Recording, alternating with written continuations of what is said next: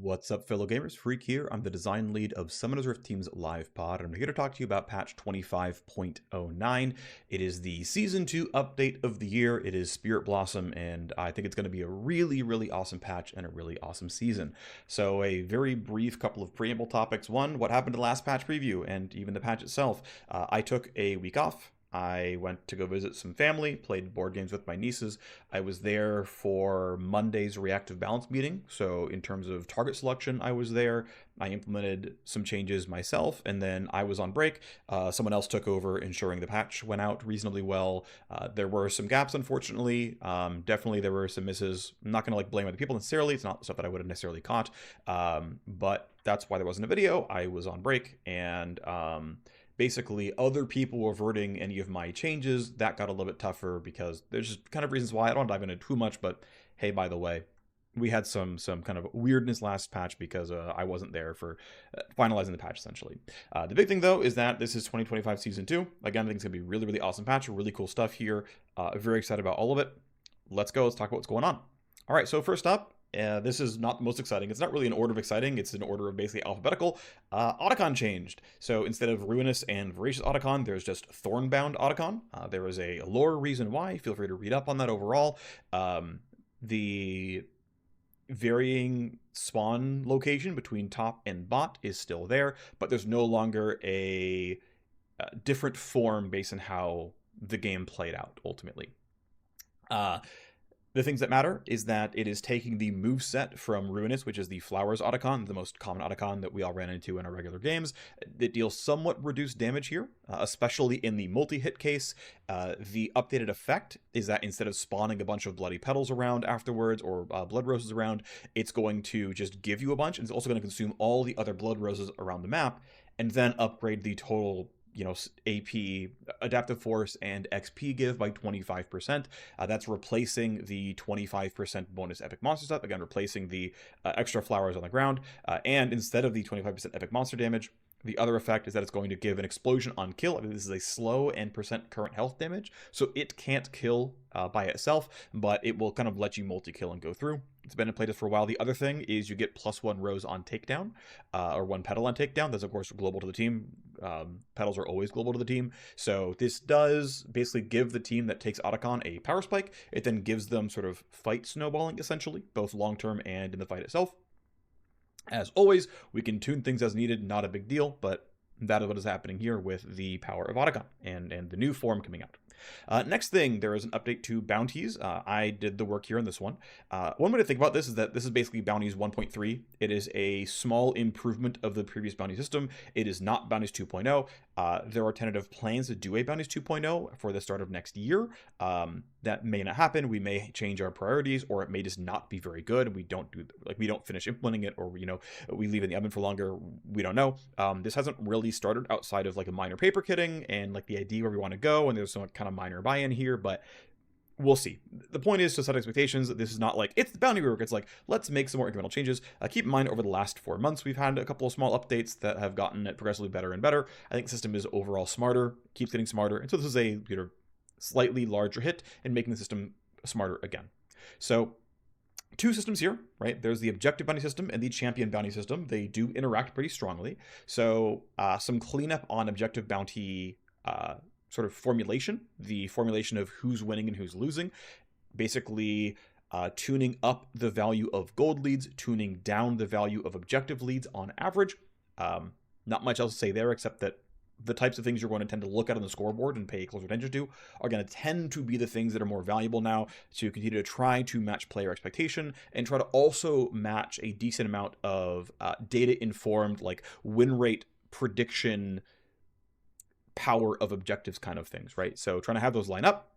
Hopefully it's in a good spot. We can keep tuning the numbers. It's not very hard to do so, but going to try to properly and more accurately predict who's winning the game and detect who's winning the game, so that all the other systems that cascade out of that are smarter and more accurate, right?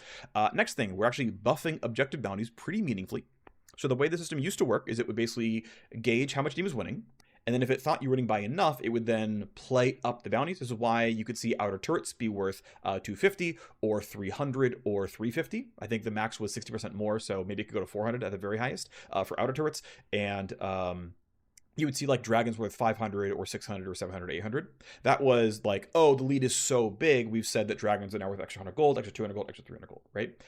So that is being replaced by, instead, they stole the same base bounties of 250 to 500 based on what they are. But on top of that, 10% of the gold lead, or up to 10% of the gold lead, is being put into that bounty as well. So if, for example, you see that a dragon is worth 700 gold, it means that you have 500 gold because your team is losing, and you're losing by enough that objective bounties have spawned. And additionally, that 200 gold afterwards, that is directly 10% of the gold lead. That is, your team is down 2,000 gold, and overall down enough because of everything else going on that you're worth having objective bounties. And so it is actually probably the first time we are giving actually pretty clear insight into how hard you are losing. If you are losing such that if you are losing such that there are objective bounties, you can track up to the first 5,000 gold lead by just seeing how much dragons are worth and subtracting 500 from that, and then multiplying by 10. The objective bounty cap is 1,000. Early playtesting showed that when you see a 4-digit number, you go, wow, that's actually meaningful. I care. That's going to be enough that I'm going to feel really good about getting this. What we also found was that if the bounties got too high, especially on things that weren't neutral, aka turrets, it got really stupid. Right? We had playtests where the projected objective bounty on an outer turret was like 1,300 gold. Right? It was worth 250 baseline, and the gold lead was 10k. And it was like, oh, I should just int for this tower. In fact, we should int 3 people for the tower. It's gold positive. And the gameplay of that was very, very poor, obviously. And so we realized, okay, we need to make sure we pretty sharply cap these, and cap them especially on the non-neutral objectives, because both teams have a right to the dragon, both teams have a right to the baron. Only one team can kill blue team's bot lane outer turret. So the gold lead stuff, that is factored in. I basically actually refactored the entire objective bounty sort of math, just so that there's like, oh, well, the baseline bounty is 500, and then everything else is like a ratio of that. And if the maximum payout is 1,000, everything is also the same ratio of that, so that it's kind of all clean and kind of grouped together. And it's like, actually, with the new objective bounties, we think barons are worth too little overall, and outer turrets are worth too much. Okay, well, you change one number, and everything cleanly updates down, right? So I'm pretty confident this is going to be a pretty decent system. I hope you will give some feedback on how you feel about a little bit of the curtain peeled back on how much a team is winning, because you can now just directly tell. We do a bit of rounding, but again, the lead's still going to be pretty accurate. But that is like the, I would say, maybe single biggest gameplay change to bounties overall.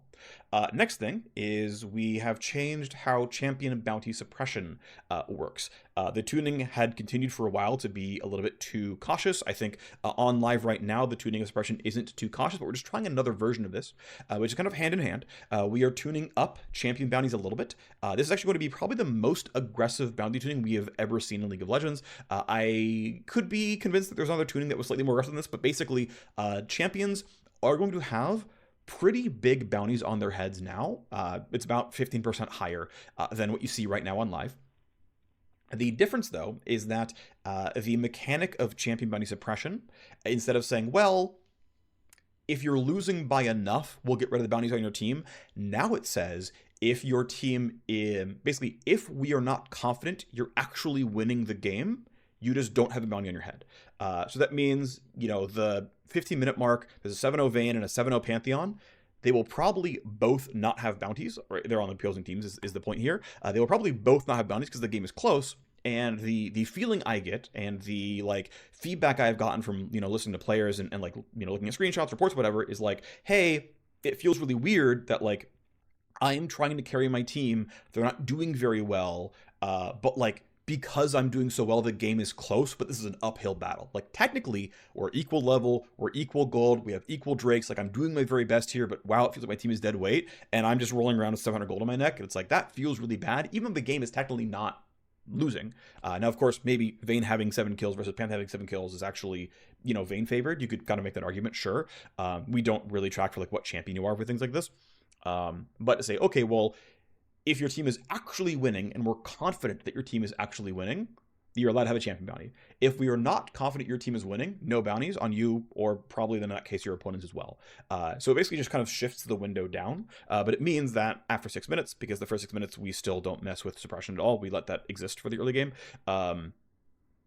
that once you're kind of outside the very early laning phase, it's okay, we are into the map unlocked kind of state. TF is ulti, let's go.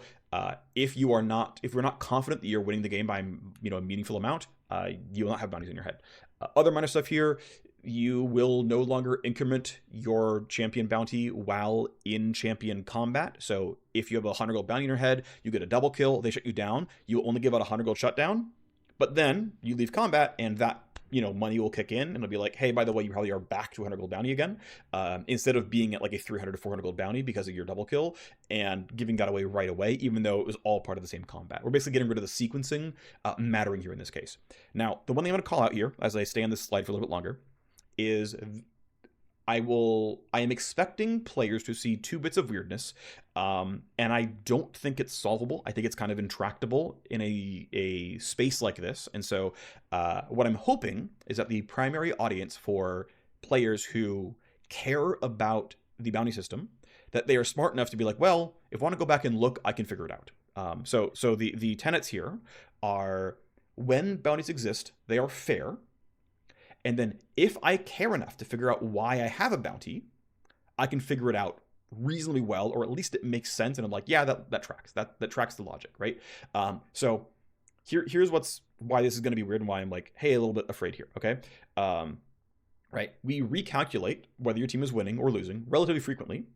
And right, there must exist some threshold at which your team goes from not winning strongly to winning strongly. At some point, that threshold is your top laner got a double kill. So it will totally be possible. I mean, it's currently possible as well, but it will remain possible here, where like you're chilling, you're 5-0 in mid lane, and you currently don't have a bounty because your team isn't winning hard enough. And then your top laner gets a double kill.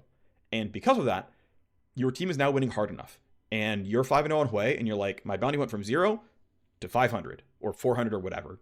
It's based on your CS anyway. But it's like, you suddenly got a 400 gold bounty, air quotes, because your set got a double kill. Really, you deserve that bounty, but it was never going to be there until your team started winning. And then after those 2 kills went to set, we're confident your team's winning by enough. Now, there is actually a gradient here. There is on live as well, but because we're moving to winning enough instead of losing enough, still the numbers are still the numbers, and there's still a gradient here no matter what. But at the end of the day, like, there will be a point in time where you will move from one threshold to the other, and you'll be like, whoa, my bounty showed up, I didn't do anything. And I'm just trusting that players can figure that out on their own and be smart enough to understand why that happened, okay?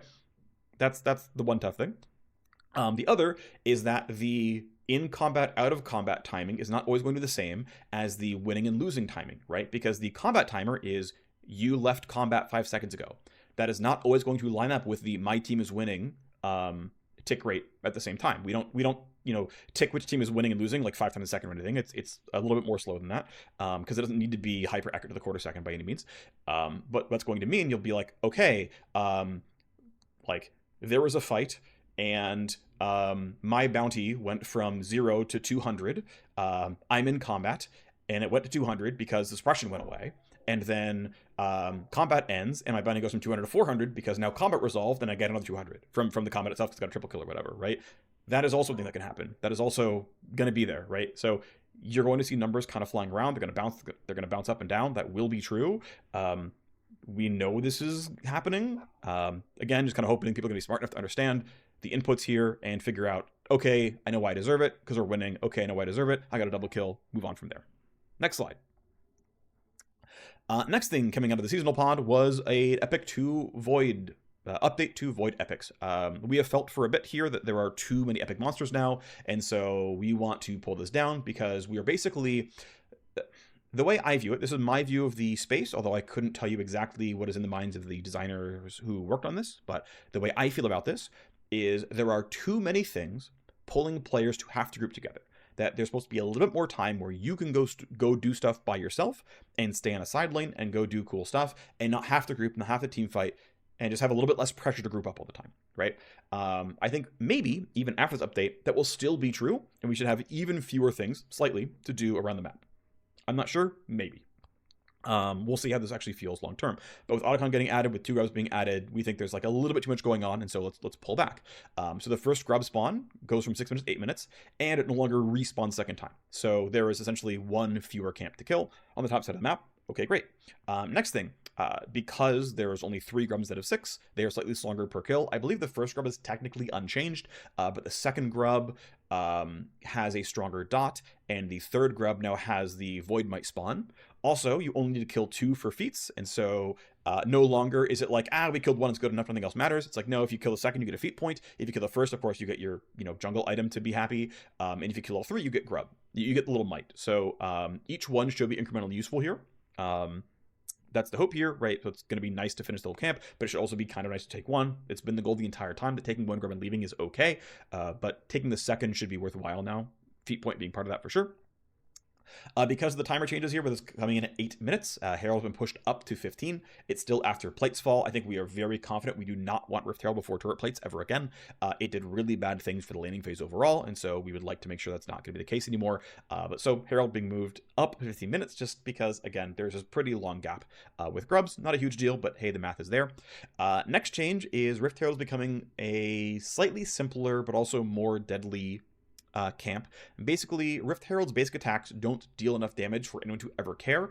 The swipe, the only thing it deals any good damage, and if you're paying attention, you never take the hit either, and so Herald basically does no damage. But also, you kill it really slowly because it has the Baron's Gaze buff, which says, if I hit you, you deal half damage to me to hit somebody else.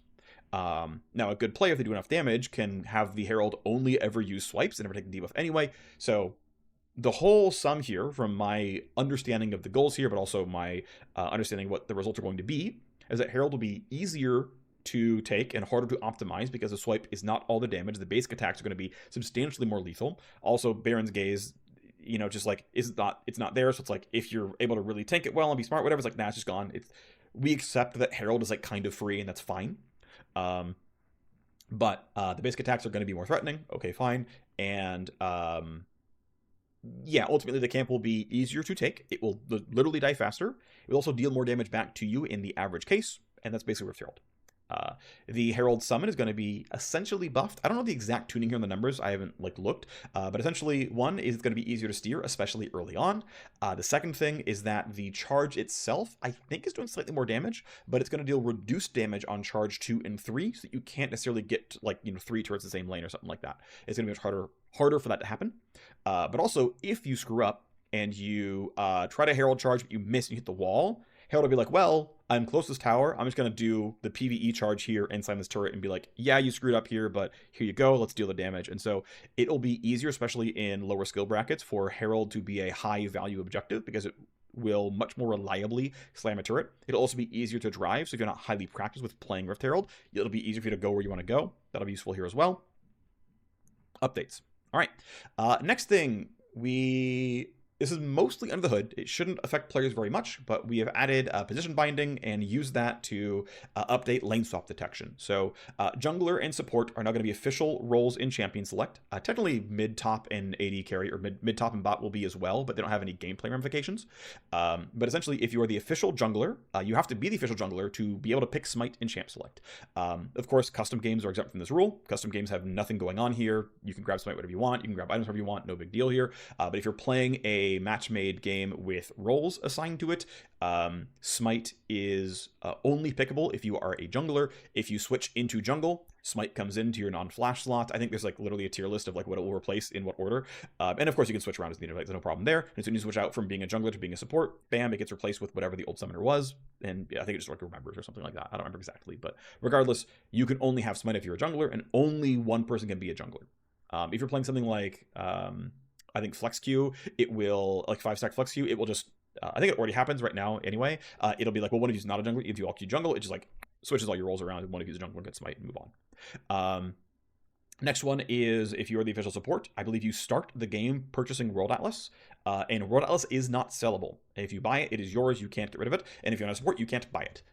So you can't do that to dodge around weird stuff. And again, as long as you're so you can't actually screw up. You can't the funny thing is, there's a tournament right now going on called Riot Rumble. We made playoffs as of, well, we made it last week when we won a game, but one of the games we played of Riot Rumble, the enemy bot laner was playing Swain, and he autopiloted buying his items. To be fair, in a custom game it wouldn't change anything, but he autopiloted buying his items, and he walked to lane with a World Atlas and was like, oh, whoops.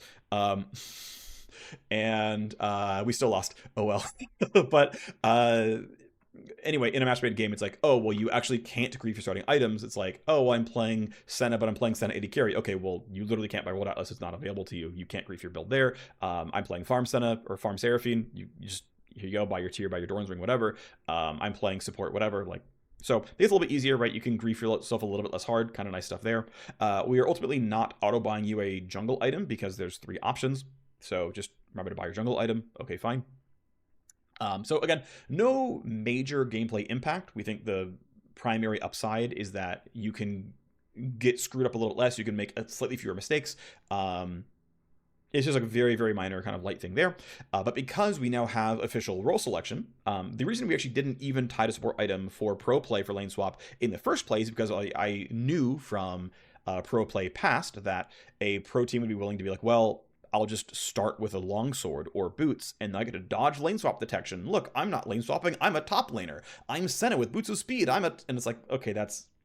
now the funny thing is, because it isn't in custom games, we have to do a rule anyway, which is, hey, someone on your team must buy a support item.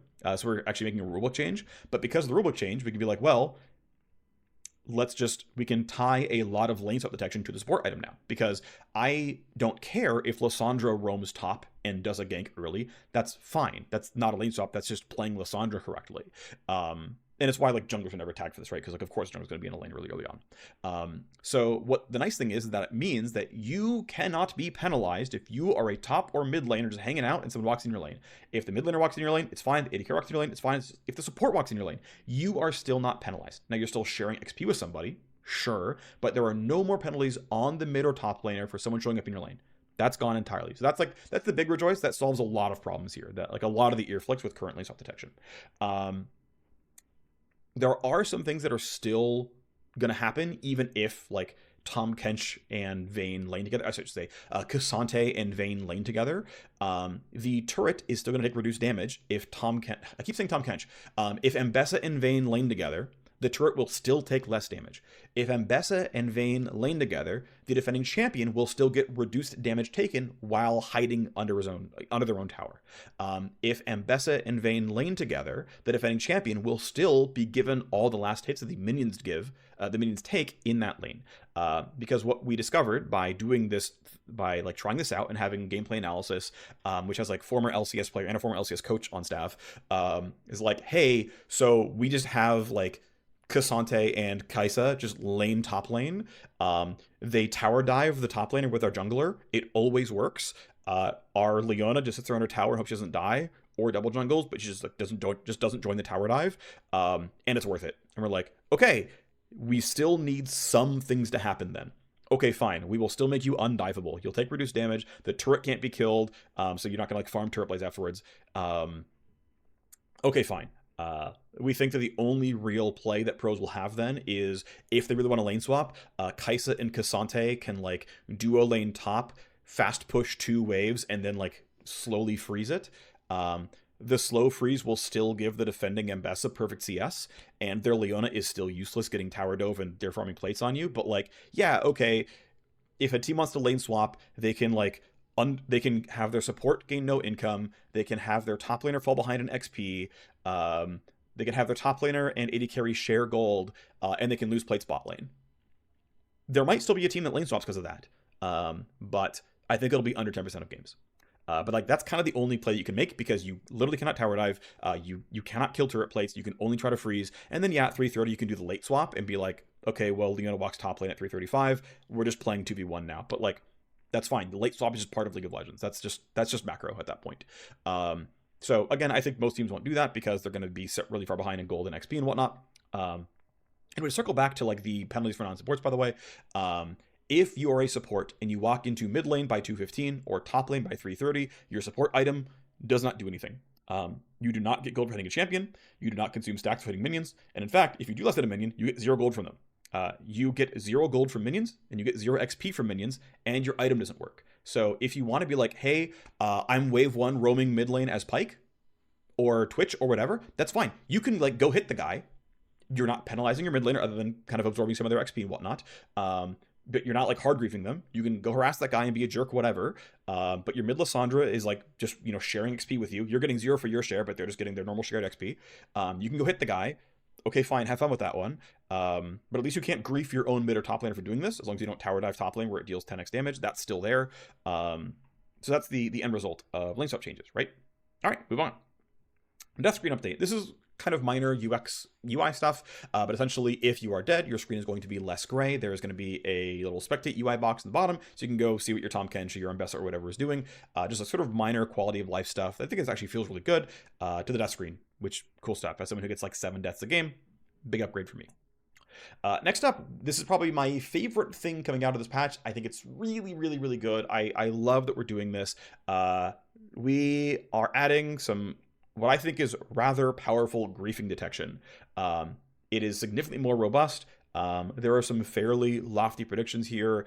I think this will be a very big deal. I think you will feel it. I think you will notice it. I think this is the absolute highlight. I don't want to oversell things, but I really think this is going to be very good.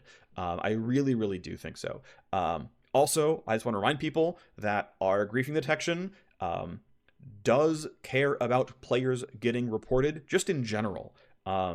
Actually reporting the behavior does matter. Do I know the math? Not a clue. Do I know that it matters? Absolutely. Use the in-game reporting feature. If someone's like griefing your game, press tab, report them. It helps. Please use it. It is useful. And hey, by the way, if you report someone and they get penalized, it'll not only be like, hey, you sent a recent report. Someone penalized would be like, hey, jerkwad hashtag 69420 has, I don't know if it tells you what the ban was or if it's just like, hey, by the way, that person got action. But you're like, I remember that guy. That was my Disco Nunu from last weekend or this game or whatever. Again, time frame, I don't know. But yeah, user reports. You will literally get to know the name of the person that you reported they got you. Or if they were in your game, you didn't report them, but someone else reported them and they got hit. It'll be like, hey, by the way, the Nunu in this game, yeah, we hit them, don't worry. So use your reports, please, but it's better. Alrighty, next thing is a minor feat follow-up here. So when feat boots came out, players were like, oh my gosh, things are broken, they're so powerful, they're so snowbally, and over time, players realized, oh, actually, they're underpowered. For every single tier 3 boot upgrade in the game, the win rate for not buying the boot is higher than the win rate for buying the boot. So like the sheet is basically like, if you're on a team that got at least 2 of the 3 feats completed, aka you won feats, your win rate for Berserker's Greaves versus your win rate for, I actually forget what upgraded Berserker Greaves are called because I don't buy them because they're bad. In every single case, the win rate goes down for Chain-Laced Crushers versus Triumphant Mercury Treads, for Forever Forward versus Synchronized Souls. In every single case, your win rate goes down if you're dumb enough to buy the boots. Now, is it really silly that they're a trap? Absolutely. However, player perception matters. And if players were like, wow, Riot added so much snowballing, these feat boots are so overpowered, and we're like, so I heard you think they're overpowered, we're all buffing them. Players would be like, Riot doesn't listen, and so again, perception is reality. Now, I would say the average informed player is now aware that feat boots aren't very good anymore. And so, cool.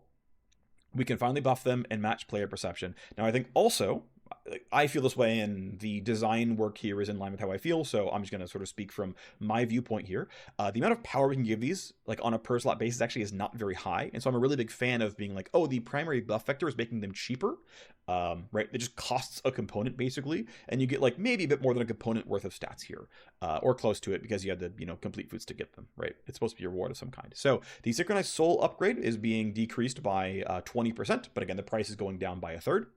Spellslinger's Shoes is going to give 12.5% less magic pen, but the price is going down by a third.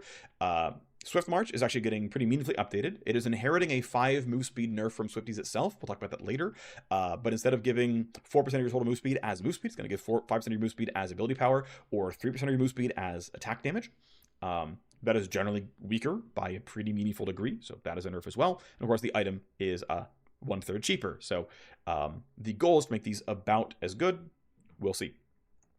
Next up, so live balance is the rest of this patch. The initial goals here were actually go a little bit light, but it was like, okay, what are things that we just kind of know are evergreen wrong, or champions that we don't think are going to be meaningfully affected by the new patch, and also ones that we think really deserved it. But we tried to not go for sort of incremental, like, the champion got a little bit weak recently, whatever. We tried to go for mostly larger scope changes that were like, we're really confident is like meaningfully off. So first off, boots of swiftness, pretty clearly the strongest tier 2 boot in the game, -5 move speed. It's had this tuning before. Overall, just I think probably a more appropriate tuning. Next thing is symbiotic souls. Laners have figured out that getting empowered recall is a really big deal for just spam recalling and getting back to base and regenerating all your health and whatnot. So ultimately, putting the change in to say, hey, these boots are not doing what we want them to. So we'll say, hey, they're going to be mini Mobies. You're going to get 10 Atakhan move speed. The upgrade is still going to be the same plus 45 at the end. So like there's no difference anywhere textually at all on synchronized souls. But for symbiotic souls, minus empowered recall, plus 10 Atakhan move speed. So it's actually a better roaming boot than before. But if you are using it to recall the walk back to lane, that part is strictly weaker, and the walking back to lane part, we've done the timing, and it's like not really close. Ignite is getting buffed. We are giving quite a bit of late game damage to Ignite. Overall, health totals get pretty big late game, and we considered nerfing Teleport. We chose not to. We definitely would like Ignite to be a really competitive option here for solo laners. Ultimately, didn't want to change the 1 through 5 very much. Didn't really want to change support's appetite for Ignite very much because they take Ignite a decent amount. But level 7 is late enough that it doesn't really heavily impact support, but it should be pretty meaningful for Zed and Echo and whatever else in mid lane. And so the point here is to give it 5 to 10 damage growth after level 6. So from level 7 onwards, I think it's 5 damage per level, something around there. I forget the exact numbers, but up to 65 more damage. Okay, great. Biscuits, we've known for a while, has been probably actually overpowered, but also especially elite skewed and optimization skewed. I think it's fine. This is a fairly high skill rune. In fact, we're keeping the sort of skill expressive shape to it, but trying to kind of bring down a little bit of the extremity of that and bring down some of the desire to use it as late as possible into the game. Can I wait to save Biscuits until a 20-minute team fight because then I can get more health back? And it's like, well, let's soften that a little bit. Let's make that pressure not quite the case, because really the story of Biscuits is, yeah, you get some regen items in the first 9 minutes. Oh, that's for my laning phase. Like, no, it's for the 25-minute team fight. So the math has been changed from 12% missing health to 20 plus 2% max health, or up to 40 plus 4% max health based on how much health you're missing. So the numbers to me here surprised me because I did napkin math. I was like, wow, these numbers seem a lot lower. But the designer who did this work was like, actually, I spot checked a bunch of games on live, and this tuning right here would actually be equivalent on the champions he checked. I was like, okay, cool. And at the end of the day, Biscuits can sustain a small nerf. I think it's fine if that item, this rune gets a small nerf. So even if the numbers are a bit low, that's fine. Ultimately, yeah, item is pretty strong. Unflinching getting another follow-up buff. This will pretty squarely put it as a support primary rune. I think that is totally fine. It's going to be pretty hard to beat Overgrowth for laners. There is a suspicion that both Unflinching and Overgrowth are probably going to be long-term OP, and would be willing to pull a little bit of power out of these runes long-term. But for now, it's like, let's make Unflinching clearly good. Let's make it actually feel good to use. Let's put it in there and see how players feel about it. And again, if we retune things, we happily will. Not a big problem. All right, Live Balance Part 2, on to Champions. So it's a bit of follow-up and a bit of champions that can just use a little bit of love. There are some, just here's a small update here. So Annie, we just heavily undershot the changes in the day.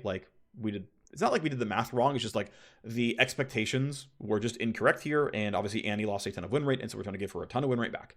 So 10 to 30 damage on Q. It's actually pretty important. Q is getting a better rank up incentive. Right now, optimal Annie play is to rank up W more than rank up Q. We'd like that to at least be neutral, but probably have the default intuitive choice of maxing Q to be correct. So again, pretty meaningful rank up damage on Q, as well as a little bit of early game base damage here as well. Annie's mana costs are indeed a little bit too harsh, and so minus 20 flat mana on W. I think it's going from 90 to 110 to 70 to 90. I think the numbers here. And then also 5% to the magic resist penetration on the R. Ultimately, it's if this text is going to be here, and you could argue that Annie is not meant to have the same kind of target agnosticism that other champions have. I could kind of buy that, but hey, she's not a champ with good target access. She has to kind of hit whatever's in front of her. Her ranges aren't very high, which is part of target access. So saying, look, you're just going to natively be pretty okay at hitting frontline. You can cut through 10, 15, 20% of their MR and feel a bit better about it. I think it's going from 10, 15 to 15, 20. I think it's a tuning by rank. So Damage upgrade pretty much across the board here to sort of make up for the things that we nerfed off of Annie. If we need to do more follow-up, of course we will, but a pretty heavy swing here because Annie really sucks right now. Ashe has a bit of room here as well, ultimately trying to not give her back the super good early lane bully power she used to have. And so, yes, this means it's scaling buffs for Ashe. Okay, fine, but up to a 5% total AD ratio increase on Q. Technically nerfed 1 to 7, or 2 to 7, or 3 to 7, but not too big a deal. Q attack speed buffed from level 8 onwards, so meaningful increase for mid to late game damage. Okay, fine. Gwen, pretty strongly, severely overpowered. Gwen seems to be a case of an influx of Gwen newbies. This champion from data is massively overpowered, and that's just kind of the case. This champion is deserving of fairly large nerfs here. Also, she's even more overpowered in jungle. And so I forgot to write the line here, but there is a second nerf here for the jungle. So the primary nerf here for both roles is a 3% AP ratio nerf to small Q snips. Which ends up being on net a 3 to 15% AP ratio nerf on Q the spell. Now, running the actual numbers here against a fairly modest estimation of enemy champion health, small snips actually still scale with gold harder than the big snip does, even with AP ratio nerf, because they apply the passive at full power. Now, of course, sometimes you won't land the center, and so you're going to get the edge here. Okay, so sometimes it scales better, sometimes it scales worse. That seems reasonable to me. But this could be 0 AP ratio on small snips on Q, and it would have equivalent gold scaling relative to base damage because of the passive. So this still makes small snips a very, very good gold scaling vector because, again, it applies the passive at full value if they're in the center here. But overall, that's pretty meaningful. I think this is probably the primary nerf, is a late game gold scaling damage nerf where she doesn't one-shot off big Q or turn the fight around quite as hard off of big Q. The second change, which is mostly for top lane magnitude, is a small tap to armor growth. I think you might have seen a different number on the patch preview posted out last night, but essentially trying to land roughly 1.5% win rate to top lane. If we overshoot, we'll re-add power. If we undershoot, we can always nerf for the 4th patch in a row. But a little bit of armor growth down here because, again, it's my constant push towards minus armor growth when it makes room, when it's overboard, and it makes sense overall the champion. The final nerf here is an AP ratio nerf to the passive monster damage cap. It's meant to be around 0.75% or so win rate to jungle specifically. I think jungle Gwen could sustain like real talk, almost 4% minus win rate. But that would only be if enough players actually knew the champion, but Gwen is quite hard, and there's not a lot of Gwen jungle mains out there. So it's the kind of thing where we probably have to trickle in the nerfs a little bit, because just sort of as we had seen before, Gwen jungle often didn't have much of a play rate, despite being statistically extremely overpowered. And so it's kind of thing we probably have to trickle in a little bit and let players gain mastery, and then trickle in a nerf every 2 months or so, assuming it sustains a player base. But yeah, Gwen jungle extremely overpowered, deserving of well over 2% win rate nerfs, and probably going to get around 2% in change, maybe up to 3%, and I think that would be more than reasonable. Next change is Cassante. So Cassante, by the numbers, is only about 1% underpowered in generic solo queue if we're balancing against other champions, which is if you know the champion, right?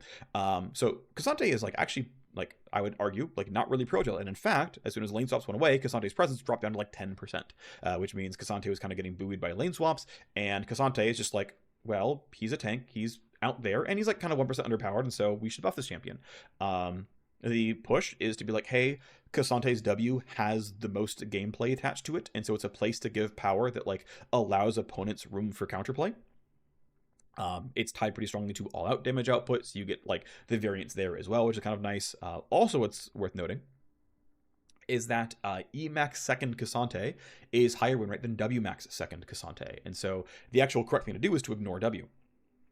In general, we like correcting these things when it doesn't make intuitive sense. I'm not trying to get Twitch Wmax to be good, but Cassante maxing his second damage skill on a champion that's a moderate amount about damage should not be dumb, should not be wrong, and so went for a W rank up scaling buff here, again trying to go for 1% win rate for the majority of players, which is 3/4 of Cassante players max W second. Callista is running afoul of our new pro play balance strategy. So our lens for pro play balance is, because of Fearless year-round, and probably keeping it next year as well, I would guess. I don't know, it's not my call. But because of keeping Fearless year-round, our primary champion staleness metric is just simply ban rate. Because if a champion isn't strong enough to be banned every game, it gets picked, and then it's just not there in game 2 and 3, and that's fine. And that roster would cycle on its own, and cool, it means we have fewer, quote-unquote pro-jailed champions. So Kalista, you could argue, is a champion that would qualify as pro-jail. Okay, sure.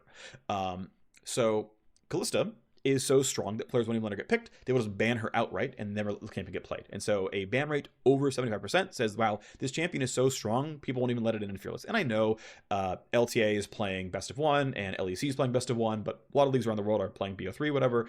And again, like, even averaging in all those leagues, banned more often than not. So, okay, Kalista is the one champion who hits the mark of 75% ban rate. It's part of the balance strategy, but that's the bar. That's basically the bar. The rest of our efforts, and this hasn't been spun up yet, but it will be how we're going to be looking at it longer term, is more about strategic depth in pro play. Now, to be clear, this is harder to solve. It is not as simple as nerf Kalista by 2% win rate. Congratulations, we got champion diversity. But it is something that we are very keen to investigate and try to find the time for. I don't know when, but we will look to try to do that at some point. I suspect, I don't know what I can, predict or promise for you people, but the lens through which we are looking at pro play is going to be around strategic diversity as best we can. And so we'll see how that goes, but that's just kind of want to illustrate that for everybody. Okay, moving on. The changes here are meant to, once again, soften Kalista's extreme early game lane bully power and try to stretch that power level out overall.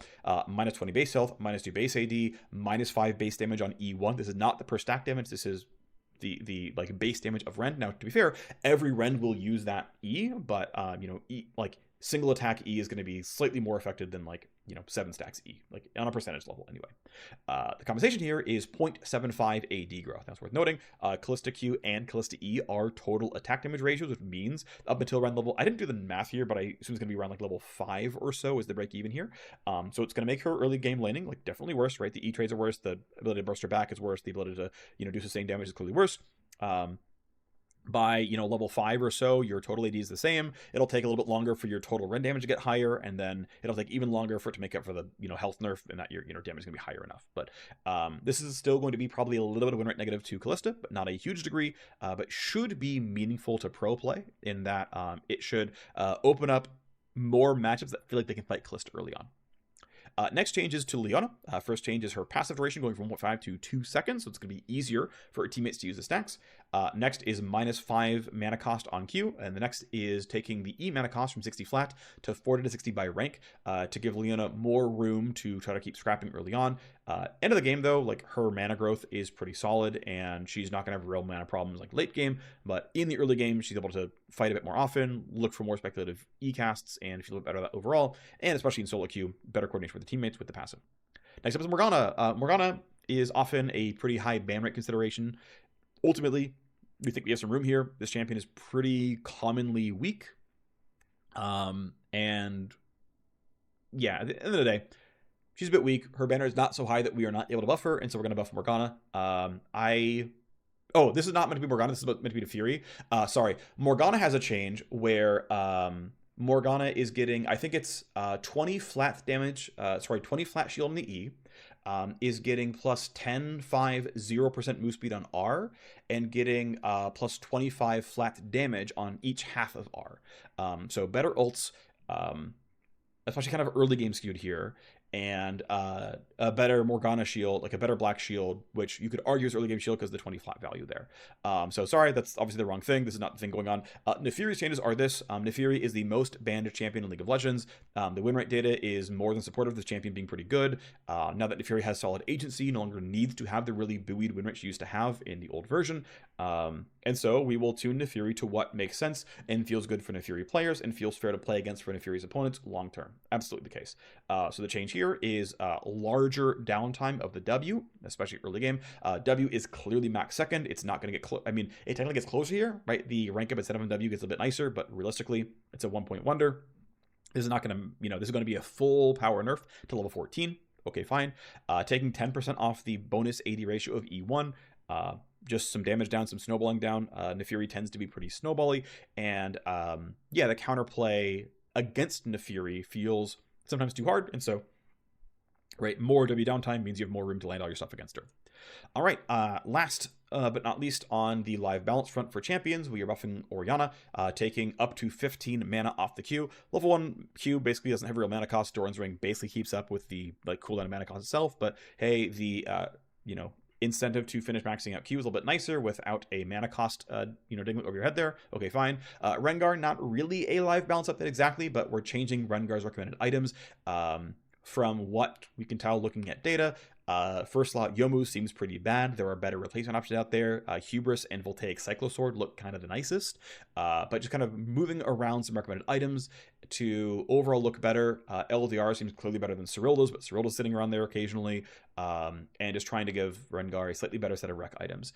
We'll see what it looks like once the data comes in. Rengar is not so popular. It's going to be like getting all the data we need day one, but we'll see if we get a long-term win rate lift off of changing the rec items and then seeing if that has a meaningful impact long term. So while with the Shen here, we think it's about 1% win rate, 1% max health damage on each strike of empowered Q. This is just empowered Q, not unempowered Q. Yorick, still a little bit too strong in the jungle. This is actually one of the changes where we had meant to revert this change in 0.8, but through reasons I won't get into, it's not really the designer's fault. This didn't take. Yorick had a monster damage increase in the patch that we didn't actually intend to ship out. Again, I wasn't there by the time we made that call. And so kind of it's the change that should have been there in the first place, and not increasing the damage output from ghouls onto monsters there. Ultimately, Yorick is like a 55% win rate jungler right now. We're trying to bring it down close to like 53 or so. And that's like a more reasonable holding pattern for the champion. That is it for the patch. Thanks for watching, and I'll see you next time. Bye-bye.